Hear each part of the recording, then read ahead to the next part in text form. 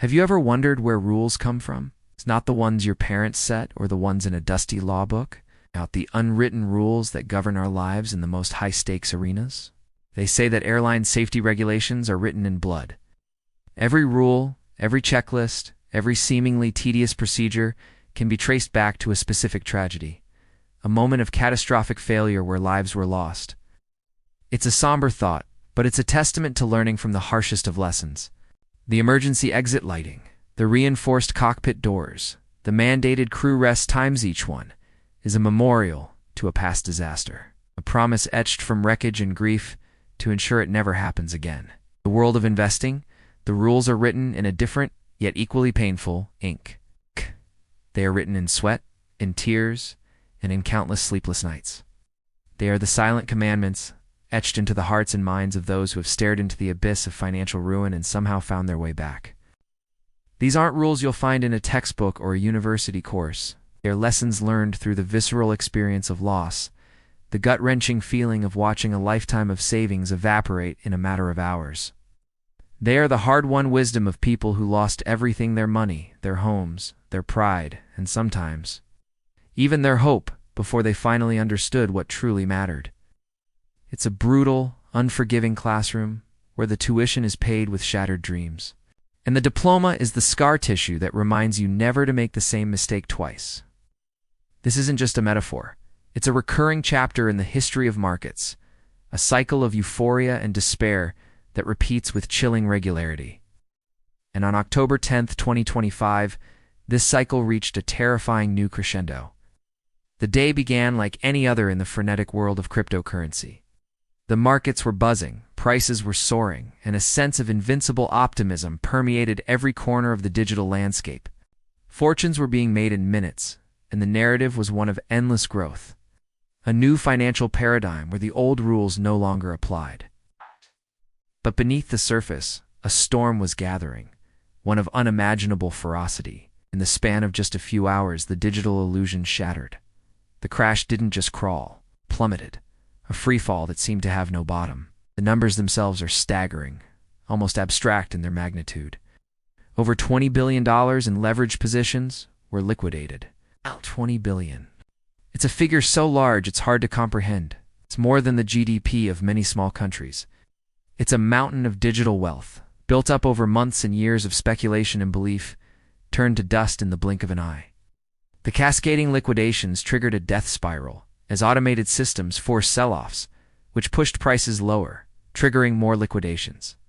It was a brutal, mechanical, and utterly merciless purge of the market.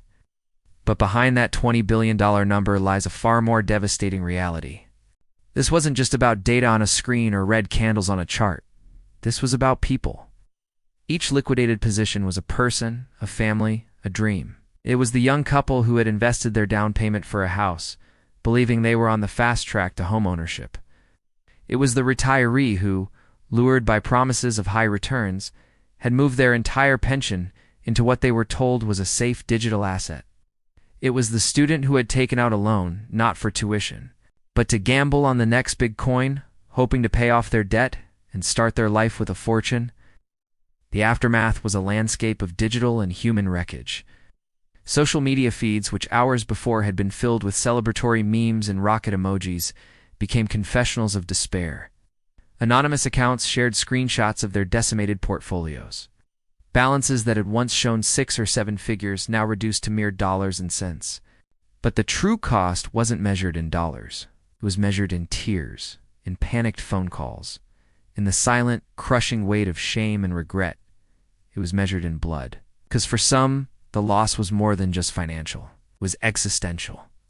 Faced with the sudden and total obliteration of their future, a future they had so confidently built in the digital ether, some saw no way out. The stories that emerged in the following days were gut-wrenching. Reports of suicides became a grim footnote to the market collapse, a stark reminder that behind the volatility and the technology, the stakes are profoundly, irrevocably human. They chose a permanent end to a temporary, albeit excruciating problem. They lost everything, and in their despair, they made the ultimate sacrifice, turning a market crash into a human tragedy of the highest order. The events of October 10th, 2025 will be studied by financial historians for decades.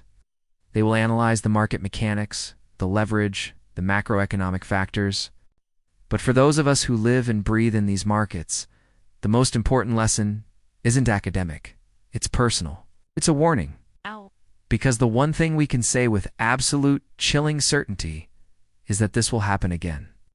It may not be October 10th, 2025. It may not be a $20 billion liquidation cascade. The details will change. Catalyst will be different. But the fundamental forces of human psychology that drive these cycles, greed and fear, timeless. The market has a long memory, but the average participant has a very short one. New people will enter, chasing the same dreams, feeling the same invincibility, and making the same fatal mistakes. The cycle will repeat. This is not a call to abandon the game, to run from the inherent risks of investing. It is a plea to learn the rules that were written for you in the sweat, tears, and blood of those who came before. It is a call to learn how to manage your account, which is a sterile way of saying you must learn how to manage your life in this chaotic environment. This means understanding, truly understanding, the concept of risk. It's not just a number or a variable in a formula. It's the very real possibility of losing everything you put in. It means never ever investing more than you are truly prepared to lose. Not willing to lose, but prepared to lose. Imagine the money is gone the moment you invest it. If that thought makes you physically ill, you have too much at stake. It means learning the mechanics of the market, not just the narratives. Understand what leverage is, how it magnifies both gains and losses, and why it is a double-edged sword that has slain more traders than it has crowned kings. Understand how liquidation cascades work. Understand the importance of a stop-loss, not just as a trading tool, but as a pre-committed decision to protect yourself from your own emotional reactions in a moment of panic. It's a circuit breaker for your portfolio, and, more importantly, for your psyche. Most of all, it means learning to manage yourself. The biggest enemy in the market is not the mysterious whale or the faceless institution. It is the person staring back at you from the mirror. It is your own greed when prices are soaring, whispering that you should take on more risk, that this time is different. It is your own fear when the market is crashing, screaming at you to sell at the absolute bottom. It is your own ego, which prevents you from admitting you were wrong and cutting a losing position. Learning to control these impulses is the single most important skill you can ever develop. It's the art of remaining rational when everyone around you is losing their minds. It is the real secret to survival, and ultimately, to success. Look at the lessons from October 10th, 2025. It's not as a horror story, but as a priceless education bought and paid for by others. Honor their losses by learning from them. Build your own set of rules, your own personal constitution for investing. Write them down. Read them every day. Let them be your guide through the inevitable storms to come. Because the market will test you. It will push you to your emotional and financial limits. The next crash is not a matter of if, but when. And when it arrives, your survival will depend not on how clever you are or how much you know about the next hot project, but on whether you have learned the lessons written in blood, sweat, and tears. Your future self will thank you for it.